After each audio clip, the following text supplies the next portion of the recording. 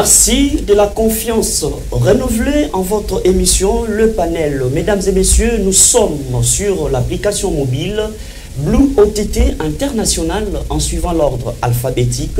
Retrouvez votre chaîne, la FM Télévision, Mission, non, Vision pour une République démocratique du Congo, forte et prospère. Une phrase derrière laquelle il y a toute une vision cachée pour ces grands Congo. L'autre fois, candidat malheureux à l'élection présidentielle de 2018, M. Yves Mpunga, un informaticien chevronné en la matière, revient sur la scène politique pour répondre à l'invitation du chef de l'État, Félix-Antoine Tshisekedi Tshilombo. Face à l'impasse sécuritaire, il faut un gouvernement de l'Union nationale. Pour Yves Mpunga, il ne faut jamais regarder les bateaux chavirer seuls. Il faut que tout le monde mette la main dans la pâte. Et pour en parler et en discuter, nous recevons sur ce plateau une équipe officielle de la communication de M. Yves Mpunga. Ils vont répondre à nos différentes questions pour comprendre cet informaticien qui pense pour sortir de la torpeur, il faut numériser les grands Congo. Voilà, alors pour en parler, nous avons M. Toms Makongo, qui est vraiment communicateur de M. Yves Mpunga. Merci d'avoir répondu présent à notre invitation. Merci beaucoup, Jamima. Merci à tous ceux qui nous suivent. Nous faisons un clin d'œil à M. Yves Mpunga, c'est congolais, vous l'avez dit. Il n'est pas qu'informaticien, c'est un homme à plusieurs casquettes. Il est informaticien, il est économiste, il est gestionnaire. On va entrer, on aura le temps de développer l'essentiel. C'est honneur que vous nous faites de répondre à cette invitation. Merci beaucoup. Nous avons encore M. Sarive Mukendi, aussi communicateur. Merci beaucoup. Je salue tous ceux qui nous suivent. Je salue également je ne sais pas comment dire coordinateur, mais les gens avec qui nous partageons les plateaux. Merci pour votre invitation. Nous croyons que nous allons aider les pays, aider la nation à aller de l'avant avec cette communication si importante, ayant accès sur la personne de Yves Mpunga, mais beaucoup plus sur la vision qu'il porte, parce que nous ne voulons pas simplement parler le politique, mais parler la politique des politiques. Très bien, merci beaucoup. Et là, nous avons aussi monsieur Patrice Tshisekedi, pour la première fois sur le plateau du panel. Hein. Oui, certainement, c'est pour la première fois. Merci pour l'invitation et surtout pour notre boss qui a voulu que nous soyons ici sur votre plateau, le panel, afin qu'on puisse présenter à la population congolaise une vision que M. Yves Mpunga nous a porté afin que les Congo quittent dans le sous-développement et qu'ils puissent emboîter le pas du développement réel qu'on a entamé depuis 1960 jusqu'à présent. Très bien, enfin, M. Ngrandi Bokabo, merci aussi d'avoir répondu présent à notre invitation. Et c'est à moi de vous remercier, de m'avoir invité, de remercier toute votre équipe technique et aussi administrative, et puis de saluer les téléspectateurs qui nous regardent en ce moment, sans oublier de saluer mes co-débatteurs. Voilà, ils ne sont pas que co-débatteurs, mais là, vous représentez toute une équipe de la cellule des communications, donc plus aussi je suis votre co-débatteur, mais on va aider les téléspectateurs à comprendre quelle est la quintessence, l'essentiel, pourquoi Yves Mpunga revient sur la scène après avoir disparu depuis 2018. Là, directement, la question est posée. Monsieur Sarive Mukendi, je commence avec vous. Yves Mpunga est parti depuis 2018. Il revient en 2025. Pour quel motif, effectivement? Bon, déjà, il faut dire que être trop vite, c'est-à-dire que M. Yves Mpunga avait disparu, ce n'est pas comprendre les enjeux en même temps politiques et économiques. Parce que un homme comme Yves Mpunga, il est un politique, mais il est un homme d'affaires. Il est aussi un consultant. Ce que je dois dire ici, M.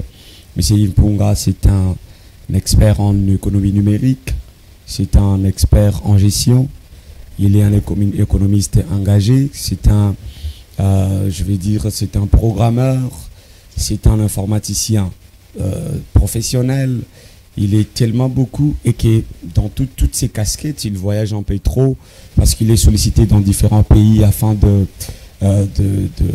faire preuve de ce qu'il a comme expertise, aider les différents pays à évoluer, à être développés. Et donc le président Yves Ponga n'avait pas disparu, mais par contre, il était à cheval de différents pays pour aider aussi ces pays-là à se développer. Il était à cheval de différents pays pour les aider à voir clair, à numériser leur administration, à numériser je dirais leurs institutions, parce que le développement aujourd'hui avec l'évolution du monde est aussi axé vers la numérisation de l'appareil de l'État. Et donc, pour être très bref plutôt, le président Yves n'avait pas disparu, il était là.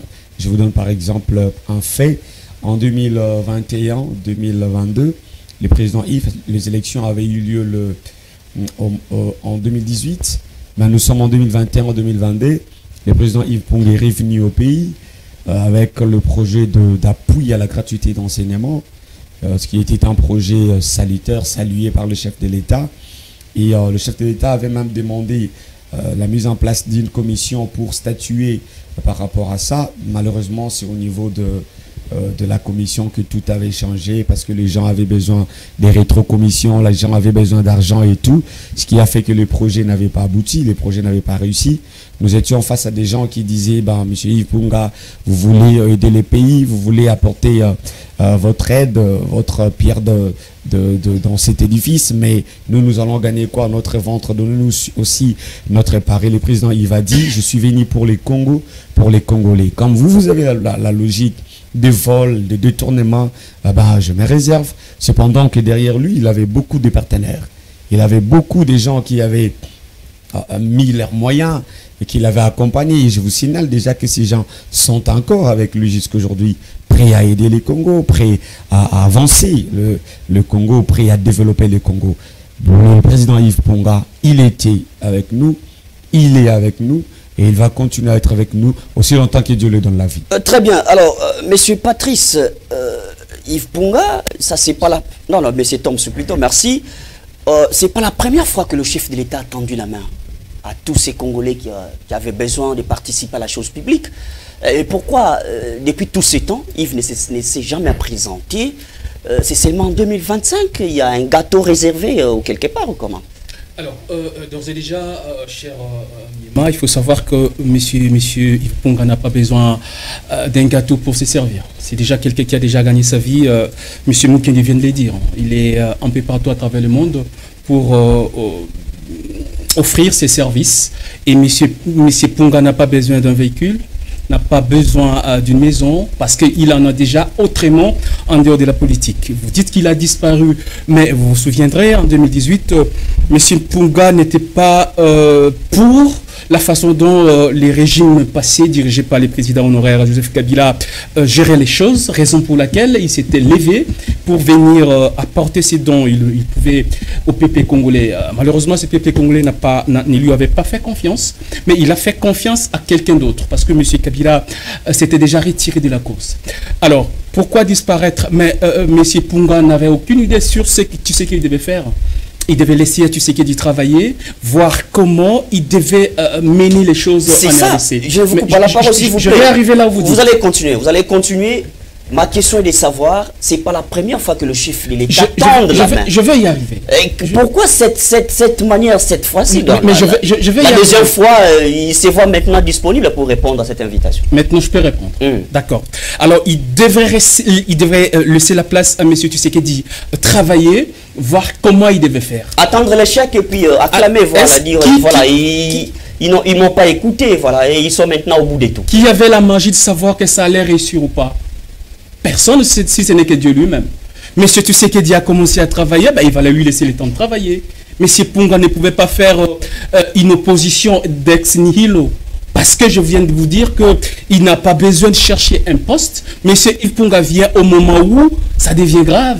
C'est la première fois, de manière officielle, que M. Tshisekedi estime, en dehors de celles qui sont à ses côtés, peut faire confiance à d'autres pour venir travailler. Monsieur Jamiema, vous n'oubliez pas, dans ces pays, on s'accroche sur un concept lié à ce que vous appelez, vous connaissez, vous êtes un professionnel que j'ai respecté beaucoup de médias, où on parle souvent du poids politique.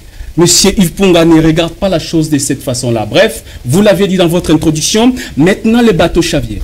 Nous sommes en train de partir tout droit vers un chaos. Monsieur Tshisekedi n'a rien à devoir contre quelqu'un. Il a gagné les élections au Lama, il a la majorité présidentielle et la majorité parlementaire. Il peut travailler avec qui il veut. Il a fait confiance à celles qui chantent sur poids politique, mais il se rend compte qu'il va tout droit vers le mur. Il appelle tout le monde de venir porter main forte. C'est en ces moments que monsieur Yves Punga dit maintenant il est temps de sauver le Congo. C'est mon pays. Si je donne ce que je peux à d'autres nations qui font référence à moi, mais c'est maintenant qu'on a fait référence à moi de manière officielle, parce que le chef de l'État s'est prononcé de manière officielle. J'ai besoin de tous les fils et toutes les filles de mon pays pour venir travailler. Raison pour laquelle, je vais jeter par là, monsieur Yves Punga répond, pas pour chercher un poste, mais pour apporter ce dont il a besoin, que nous avons pour les Congos, et nous allons le démontrer tout à l'heure lors de l'émission. Alors, monsieur Patrice Tshisekedi, par quel bâton magique les présidents, monsieur Yves Punga peut gagner la confiance du chef de l'État? Par quel bâton magique le président Yves Punga peut gagner la confiance du chef de l'État? Je voulais faire un rappel derrière par rapport à ce que M. Thomas a dit, peut-être plus compléter. Oui, c'est bien, c'est une émission complémentaire. Oui, je voulais juste mettre quelque chose pour vous informer aussi et informer le peuple congolais. En 2018, après les élections, il y a un contexte où il y a des choses qui vont commencer à se dessiner. Il y a ce mariage qui va naître entre FCC et les CACH. Alors ici, c'est deux partis, c'est des regroupements, chacun réclamait ses droits. Alors, M. Yves Punga, comme tel que M. Thomas a dit, que c'est Congo depuis 1960, il y a un système qui s'est installé de chercher le poids politique pour diriger même au sein des entreprises publiques. Ça veut dire que tout est politisé. Alors, pendant cette période, vous allez vous rendre compte que quand le président de la République, Félix Antoine Tshisekedi, a fait son appel pour, après les cassures de FCC Cash, le premier appel, il a fait l'appel à ce que nous appelons l'union sacrée. Et quand cette union sacrée est venue, c'est toujours des personnes, comme vous suivez dans votre bouche, tout le monde réclamait toujours les poids politiques. Et c'est sur base de ces poids politiques que M. Félix Antoine Tshisekedi allait constituer le gouvernement par rapport à ce que la Constitution de la République est en train de dire. Maintenant, aujourd'hui, pourquoi M. Yves Punga il est là, il a accepté la main tendue de la République, du président de la République, du président de la République démocratique du Congo. C'est sûr une seule chose, M. Jamie, vous devez comprendre, il y a la mort à l'est de la République démocratique du Congo. Il y a plusieurs femmes qui sont violées à l'est de la République démocratique du Congo. Bukavu est tombé, Gom est tombé. Alors, Yves Punga, là où il est assis, il ne peut pas supporter. Quand on aime le Congo, on ne peut jamais rester calme devant la mort des êtres humains à l'Est. C'est pourquoi, quand le président de la République, a lancé cet appel, le président Yves est venu répondre enfin de ne plus seulement sauver les pays, mais de contribuer aussi pour le développement de la République du Congo. Maintenant, je reviens à votre question. Quel est le bâton magique que le président Yves Punga peut faire pour que le président Tshisekedi puisse l'accepter? La première des choses, M. Jamima, vous avec moi sur ce plateau, depuis 1960 jusqu'à aujourd'hui, la République démocratique du Congo est dans le sous-développement. Le bâton magique que Yves Punga apporte au président Félix Antoine Tshisekedi, c'est un développement de la République démocratique du Congo hors le minerai. Ça veut dire parce que tout le monde regarde que pour que le Congo puisse se développer, il faut avoir les cobalt, il faut avoir les diamants, il faut avoir les cuivres, il faut avoir l'uranium et tout consort. Or, le Congo, avec ses 26 provinces, peut se développer, mais jamais sans toutefois compter sur les minéraux de la République démocratique du Congo. C'est pourquoi Yves Punga, quand il est venu, c'est pour proposer au président de la République démocratique. D'ailleurs, vous avez suivi dans son point de presse à la sortie des consultations avec le professeur Emeron. On va parler. Permettez-moi de citer, le président Yves a proposé la numérisation de l'administration de la République démocratique du Congo. Or, pendant que les autres quittaient, je vais citer par là, les autres, quand ils ont quitté la consultation, ils réclamaient toujours, c'est le temps où nous pouvons nous retrouver. Très bien. Yves Punga, c'est pour que le Congo se développe. Alors, M. Ngandi, on on peut s'en passer, hein. C'est une réalité de la nature politique. Quand vous n'avez pas un poids politique, écoutez, il faut utiliser d'autres méthodes, soit c'est le surnaturel. Vous êtes un chevronné à l'analyse politique. On ne voit pas Yves Ponga faire la même danse que tous les la diaspora. À tout moment, il faut quitter pour une période et revenir quand il est un temps, tout ça. J'aimerais savoir, est-ce que Yves Ponga a une particularité qui peut faire en sorte qu'il échappe à cette notion des poids politiques? Oui, vous avez posé une très bonne question. Il y a aussi une réponse, une partie de la réponse dans votre questionnement. C'est la particularité, c'est ce qu'on recherche. La vision, certes, on parle des visions ici. Il n'est pas venu pour changer les visions du président de la République. Le président de la République a eu sa vision pour la République. Cette vision existe. Mais maintenant, de cette vision qu'il a eue, il veut créer un gouvernement d'union nationale. Donc, d'union nationale, pourquoi? Pour pouvoir récupérer toutes les intelligences politiques, économiques et autres qui puissent venir le soutenir, soutenir le pays. Oui, le gouvernement d'union nationale, cette fois-ci, fera appel, tel que préconisé par la majorité de nos concitoyens, voire même de certains groupes politiques ou d'autres analystes, à savoir sortir de l'ornière. Quelle est cette ornière qui a handicapé le développement de ce pays depuis 60 à ces jours? C'est le fait d'avoir des partis politiques qui n'avaient pas réellement un objectif cohérent, un objectif clair pour pouvoir faire développer ce pays. Ils sont restés partisans en mettant en avant leur poids politique pour avoir plus de postes ministériels que plutôt d'avoir une vision de pouvoir aider le pays à se développer, le côté social, le côté économique du pays. Donc, M. Yves Ponga vient avec quoi? Vient avec cette technicité qui a manqué dans la plupart des gouvernements qui sont passés depuis 60 jusqu'à ce jour. Aucune base politique, ouais. Aucune connaissance en province, et du coup, parce qu'il a une vision qui sort extraordinaire, et il va gagner facilement la confiance de chef. Quelle base politique? Ce que vous appelez base politique, c'est ce que la plupart des partis politiques qui se disent qu'ils ont un poids, ou leaders qui se disent qu'ils ont un poids politique. Qu'est-ce qu'ils font? Ben, c'est pas de la chimie. Ils procèdent par le fait de la corruption, ce qui n'est pas bon pour le développement de ce pays. Il faut venir des gens à qui ils remettent 2000, 3000, 5000 selon les cas. Vous allez un peu me convaincre là-dessus. Oui. Vous pensez qu'on va tout bouleverser au même moment, alors que la réalité de l'Assemblée nationale, par exemple, on vous dira, le Premier ministre doit sortir de la majorité parlementaire, et dans l'union sacrée, vous avez toute une réalité qui semble être toute une philosophie, et du coup, la vision extraordinaire de Yves Ponga, est-ce que vous avancez les argumentaires pour avancer, ou vous êtes convaincu que sa vision peut directement flanquer? J'ai dit ceci pour ne pas porter à contradiction, que les gens saisissent l'occasion pour parler. Comment est-ce qu'il peut venir avec leur vision? C'est pas lui le président de la République, il y a un président qui a une vision. Il veut rentrer dans un gouvernement dirigé par ce président qui a une vision.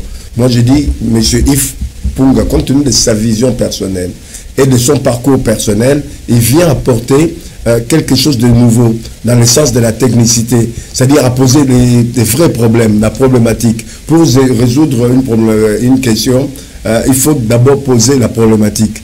C'est que les autres n'ont pas pu faire jusqu'à ce jour depuis 60. Lui vient avec une problématique de développement. Très bien. Et à partir de cette problématique, il nous présente des articulations sur les différents plans pour pouvoir faire émettre, l'État. Comment faire émettre l'État? Comment faire émettre l'administration? Créer une certaine cohérence gouvernementale, avoir une certaine certitude par rapport à une vision de développement réel, puisqu'on ne peut pas avoir une vision de développement sans instruments. Lui vient avec une méthode et des instruments pour pouvoir faire en sorte que le pays, l'État soit sur les rails. Voilà. Très bien, merci beaucoup. Alors, M. Sarif Mukendi, on va maintenant parler de ces grands documents, parce que ça circule un peu partout, je l'ai dit tantôt dans mon introduction. Vision pour une République démocratique du Congo forte et prospère. Les concepts vision forte, un Congo fort et prospère, ce n'est pas une première dans ces pays. Tout le monde qui vient veut toujours parler du Congo prospère. C'est quoi la particularité des Yves dans ses concepts prospères et un Congo fort? Merci beaucoup. On parle de sa vision maintenant. Merci beaucoup. Quand vous posez cette question, je me sens dans la peau d'un politique ou encore d'un analyste politique habitué à des discours des politiciens, notamment ceux qui sont en train de diriger aujourd'hui et ceux qui ont dirigé au régime passé. Vous savez, il parle ici, M. Yves, d'un Congo fort et prospère, vous avez dit. Bien sûr qu'il y a eu des politiques qui ont parlé de ça. La différence, c'est que quand vous donnez un concept, quand vous présentez une vision, une pensée, vous devez avoir un soubassement. La première des particularités, c'est ce soubassement que M. Yves a. Il parle d'un Congo prospère, il parle d'un Congo fort et il a un soubassement. Le soubassement, c'est les projets qu'il a. Le soubassement, c'est cette vision qu'il a du Congo. Par exemple, quand Yves Punga parle d'un Congo fort et prospère, il vous dit que nous devons et nous pouvons développer le Congo sans pourtant parler d'abord les minéraux. Il vous dit que nous allons commencer le développement à la base par le rue, après le rue, les quartiers, les communes, les provinces, et ainsi de suite. Et M. Yves Punga vous dit qu'il faudrait commencer par mettre en place une sorte d'une base de données, construire vers un centre de base de données où nous allons recruter plus de 10 000 jeunes, non pas seulement des jeunes, mais on va recruter plus de 2000 personnes. Dedans, il y aura des programmeurs, il y aura des informaticiens, il y aura des économistes, et ainsi de suite. Ces gens-là vont travailler dans cette base de données-là pour voir comment informatiser les Congos, informatiser l'administration du Congo. Et dans ces travaux, vous verrez que la méthode que M. Yves Punga apporte, la particularité d'ailleurs, fera de sorte que dans chaque avenue, que l'État soit en mesure de savoir qui habite cette avenue, qui entre dans l'avenue et qui sort dans l'avenue. Déjà à partir de l'avenue. Et là, vous verrez que nous n'aurons pas de problème, par exemple, en ce qui concerne la carte d'identité, parce que déjà le Congo aura la capacité de connaître telle avenue. C'est un projet en cours. On ne pense pas qu'ils soient les premiers, c'est un projet en cours. On a vu les chefs de l'État et quelques membres du gouvernement. Cette question, elle est bonne. Vous pouvez avoir la pensée, vous pouvez avoir les projets, mais est-ce que vous avez derrière vous les gens qui peuvent matérialiser ça?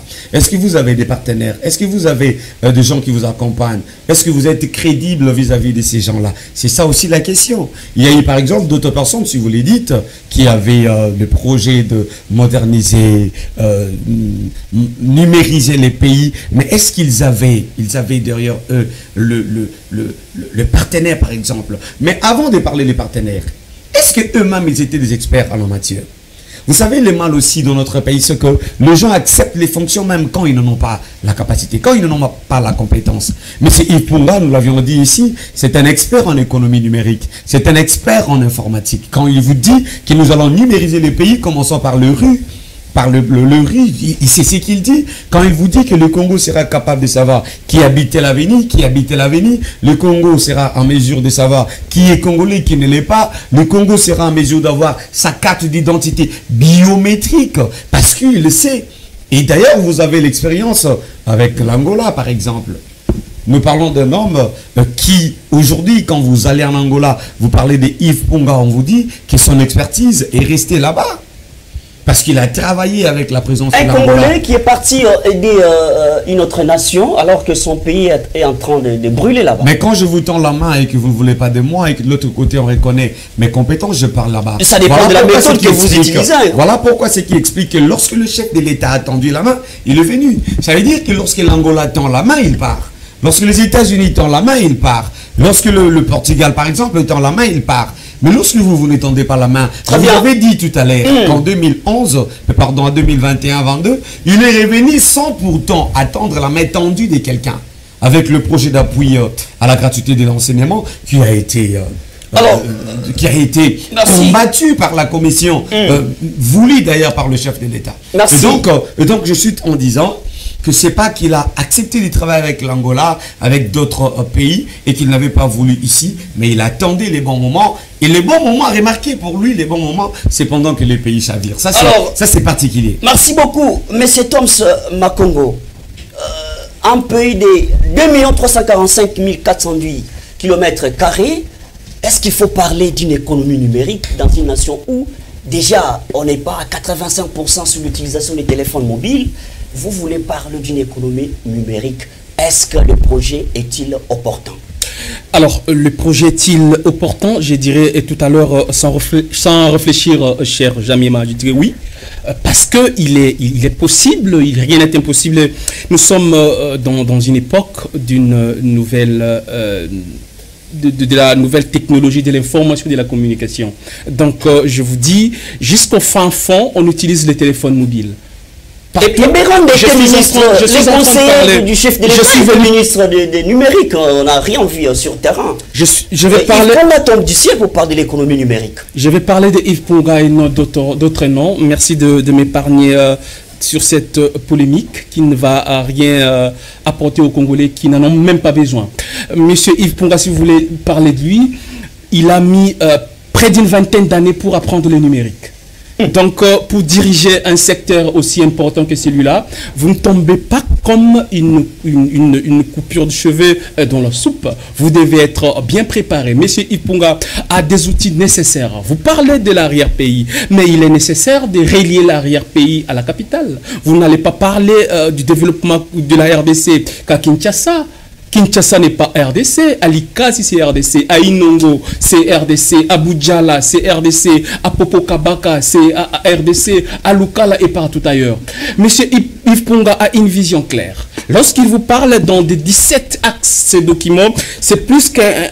D'ailleurs, les Congolais doivent dire un grand merci à ces dignes fils du pays. Sans qualité officielle, il met quelque chose d'aussi précieux que ces bouquets qui donnent 17 axes. Aucun secteur de la vie nationale n'a été oublié dans ces documents. Mais Yves donne les moyens et des solutions. Il ne fait pas que proposer. Il ne fait pas que dire. Mais Yves Ponga dit ce qu'il faut faire. Il dit également comment faut-il le faire. Vous parlez des gens qui sont au fin fond. Mais ces gens doivent aussi besoin du développement. Il faut leur apporter de l'électricité. Il faut leur apporter la numérisation dont il parle. Faites un point de chute. Oui. Alors, pourquoi ne pas atteindre ces gens-là? Ces gens, vous savez, la RDC est bénie par ses cours d'eau.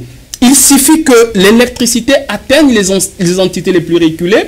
Une petite formation, monsieur Sarif vous a dit tout à l'heure. Merci.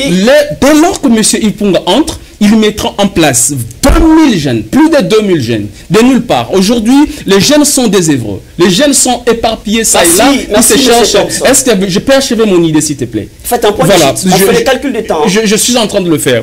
Alors, ces 2000 jeunes auront quelle mission? C'est essayer de réfléchir, ils seront de plusieurs obédiences, les économistes seront là, les juristes, les informaticiens et les techniciens. Ils vont réfléchir sur les axes les plus nécessaires. Et ces gens seront formés dans un centre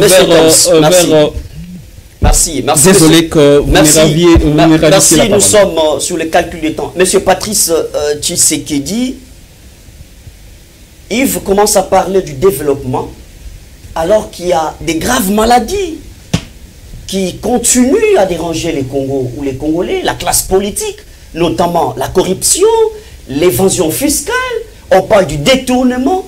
Qu'est-ce que Yves Ponga, parce qu'on ne peut pas parler de développement sans résoudre les problèmes des détournements. En fait, on ne peut pas parler de développement sans résoudre les problèmes des détournements des fonds fiscaux dans ces pays. Qu'est-ce que Yves Ponga pense mettre en place comme machine qui pourrait plutôt lutter contre l'évasion fiscale? Merci beaucoup, M. Jamima. Je dirais que la maladie existe, mais il y a le médecin qui est là. Le médecin, c'est qui? C'est Yves Ponga. Le médecin, c'est qui? C'est la personne de Yves Ponga qui a la maîtrise avec lui l'économie numérique. Le développement. Vous allez vous rendre compte que Yves Ponga reste chez lui à la maison, il voit la République démocratique du Congo avec ses 26 provinces, avec ses 2 345 km², il réfléchit pour le développement de cette République. Alors, comment il peut combattre les détournements? Mais combattre les détournements, c'est trop simple.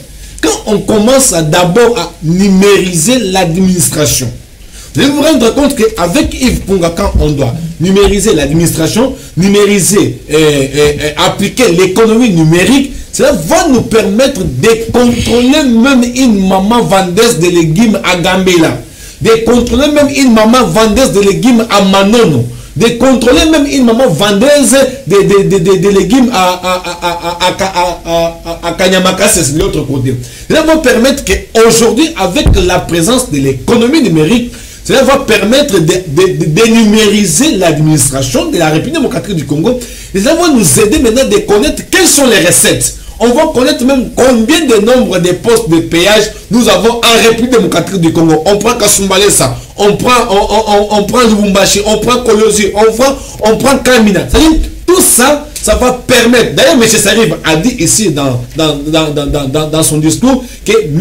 Yves Punga doit d'abord former 2000 jeunes. Mais ces jeunes, nous avons une richesse. Combien des écoles des informaticiens nous avons ici en République démocratique du Congo? Il y en a beaucoup. Or, ces jeunes informaticiens chantent. Maintenant, avec Yves Punga, c'est de prendre ces jeunes informaticiens. Il n'y a que des jeunes informaticiens. Attendez, monsieur. Il y a beaucoup de domaines. Je parle. Quand on parle de la numérisation, il n'y a pas seulement les informaticiens. Il faut qu'on puisse prendre les gestionnaires. Il faut qu'on puisse prendre des programmeurs. Il faut qu'on prenne ceux qui ont terminé en marketing. Il faut qu'on puisse employer aussi les sociologues. Il faut qu'on puisse employer. Ça veut dire que vous devez vous rendre compte que l'emploi, quand on définit justement l'emploi d'un informaticien met aussi en place un gestionnaire qui doit gérer ça. Ça veut dire qu'ils vont prendre aussi un marketeur qui va gérer ça. Ça veut dire qu'ils vont aller travailler sur base, il ne va pas seulement travailler seulement pour 2000 jeunes, mais vous allez vous rendre compte que quand on va mettre les centres de numérisation de toute l'administration de la République démocratique du Congo, cela doit créer l'impact pour qu'il n'y ait pas encore l'évasion fiscale. Merci, monsieur Patrice. Alors, monsieur Ngrandi, on va déjà clôturer cette question. Je termine avec vous. L'informatisation des secteurs publics et sociaux. Et monsieur Patrice a dit, pour lutter contre l'évasion fiscale, il faudrait mettre en place une économie numérique, telle que tout le monde l'a soutenu ici sur ce plateau. Je voudrais savoir la différence entre l'économie numérique et ce que fait l'IGF, peut-être à quel niveau? D'abord, parce que l'IGF est là pour lutter aussi contre la corruption, les détournements, tout ça. Au niveau de la vision globale, M. Yves Punga ne vient pas seulement pour numériser.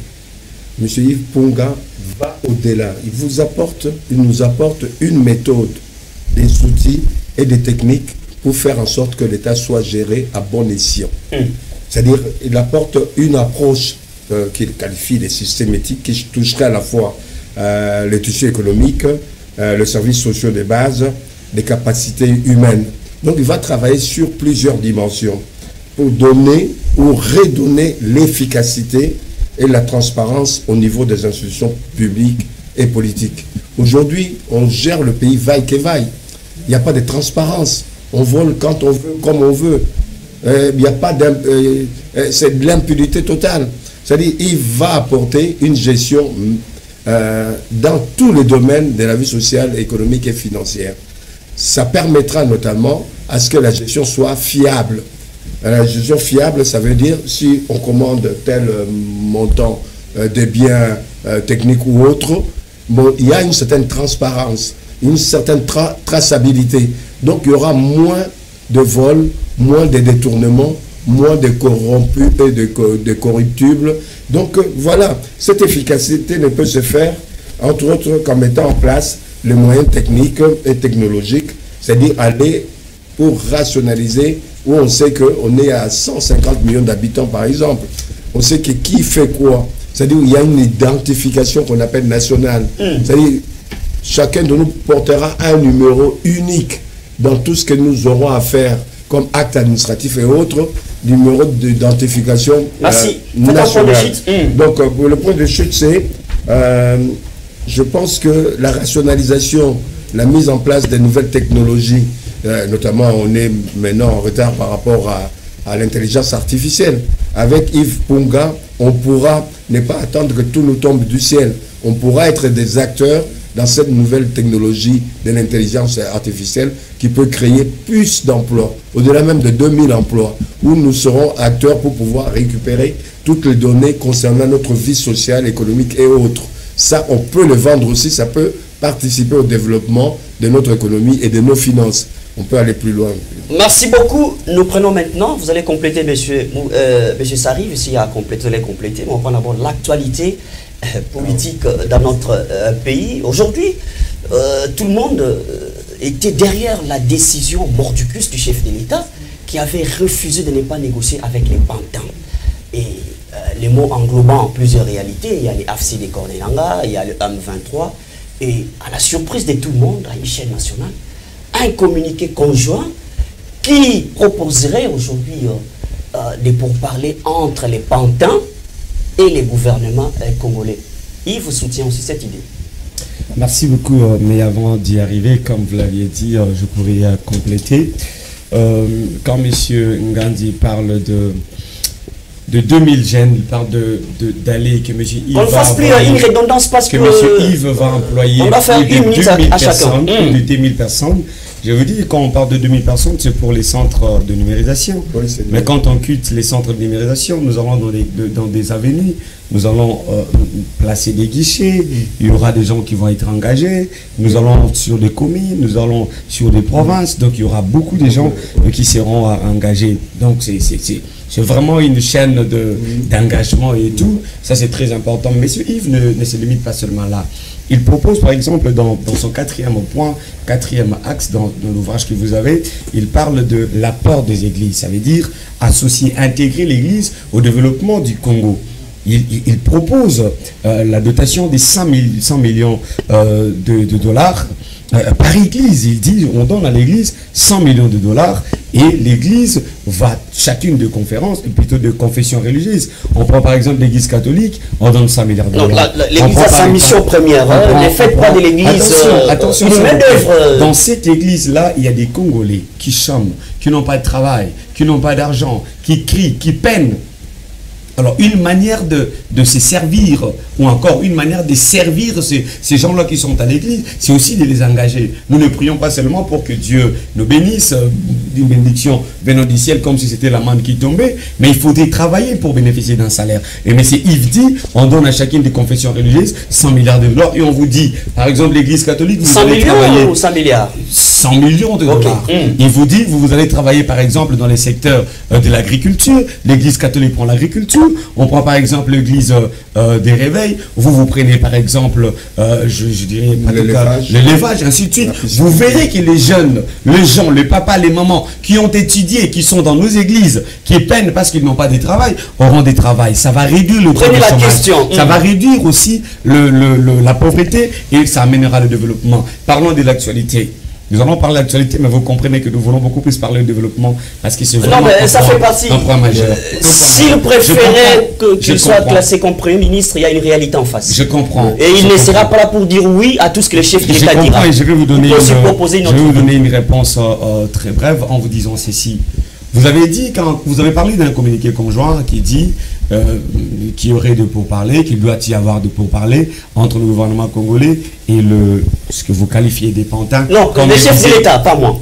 J'étais en train de dire comme le disait le chef de l'État. Mais remarquez, M. Yves Punga n'est pas venu en ce moment-là pour diriger les pays comme le président de la République.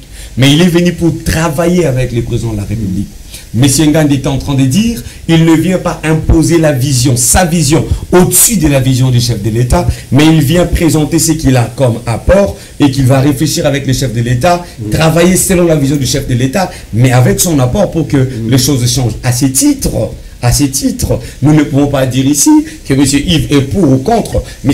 Yves va s'aligner, bien sûr, après échange avec le chef de l'État. Si le chef de l'État dit que c'est important de dialoguer, nous allons dialoguer, et surtout si c'est pour l'intérêt du pays.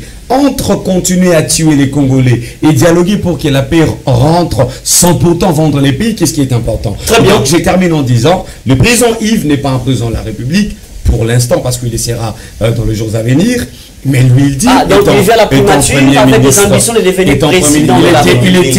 Il était candidat président de la République en 2018. Rien ne l'empêcherait de se représenter en 2028. Alors, merci. C'est pas un tabou. Donc, étant ne pas être président de la République ne le permet pas d'entrer directement pour dire nous allons négocier et tout. Il va s'aligner derrière la vision du chef de l'État. Ça, c'est bien capital. sûr après échange. Alors, capital. Il faut souligner que c'est après échange. C'est l'actualité sociopolitique. Monsieur Toms, il y a une réalité, il y a la CENCO qui propose un pacte social. C'est pour sortir de l'impasse et puis trouver la paix, réunir les Congolais. Et aujourd'hui, on fait retour à un communiqué conjoint pour parler avec le Pantin. C'est un mot que j'aime parce que c'est le chef d'État qui l'avait utilisé. Et pour Yves Punga, face à cette réalité, sa position. Le Congo a besoin de tous ses enfants. 1 minute à ça parce qu'on termine. Voilà, merci beaucoup pour 1 minute. Laissez-moi ma minute terminer.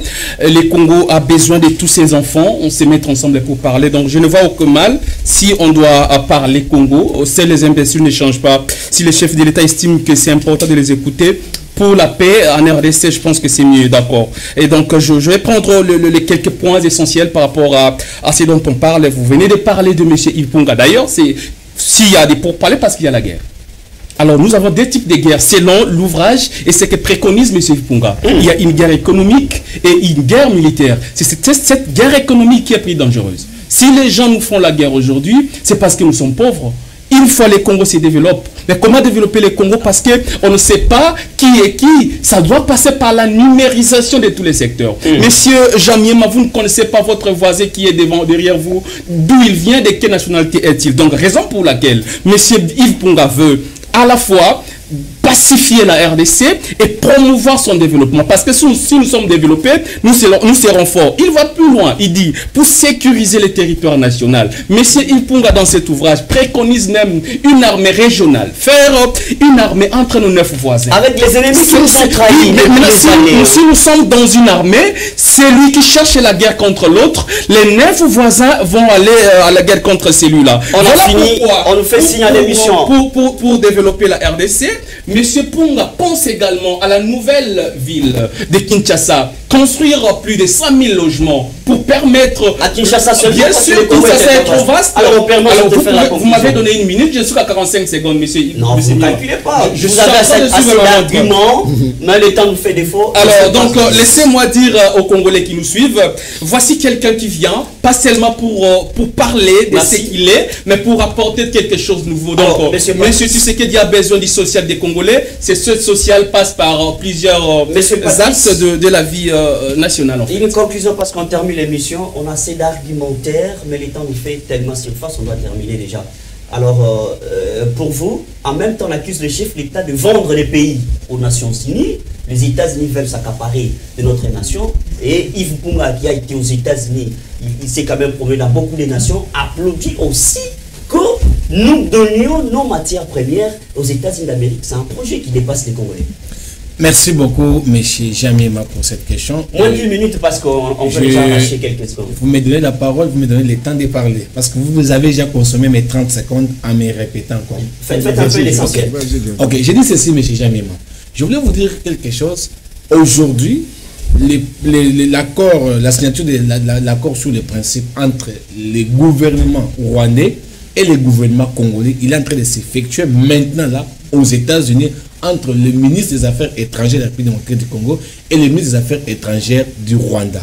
Ça veut dire que le chef de l'État, il avait raison dans ce discours quand il vous a dit que je ne négocierai jamais avec les patins. Aujourd'hui, aux États-Unis, ce sont les 2 nations qui sont représentées là-bas pour la signature de ces protocoles d'accord, des accords de principe. Ça, c'est un. Et quand ça va se passer ainsi, c'est alors que les personnes comme le président Yves Punga doivent entrer en jeu. Parce que la guerre va prendre fin aujourd'hui, mais la guerre du sous-développement existe. C'est avec Yves Punga qui, aujourd'hui, quand la guerre va prendre fin, Yves Punga vient avec l'enjeu pour savoir comment nos minéraux vont quitter Goma jusqu'à Matadi, par exemple. Comment les minéraux, aujourd'hui, les grands Kassai a plus ou moins 49 rivières, mais il n'y a pas d'électricité. Moujima et Kananga, il n'y a pas d'électricité. Sangrou, il n'y a pas d'électricité. Quelle est cette recette? Yves Punga apporte la recette pour combattre la guerre du sous-développement. Parce que la guerre du sous-développement va faire que la guerre économique puisse prendre fin. Tant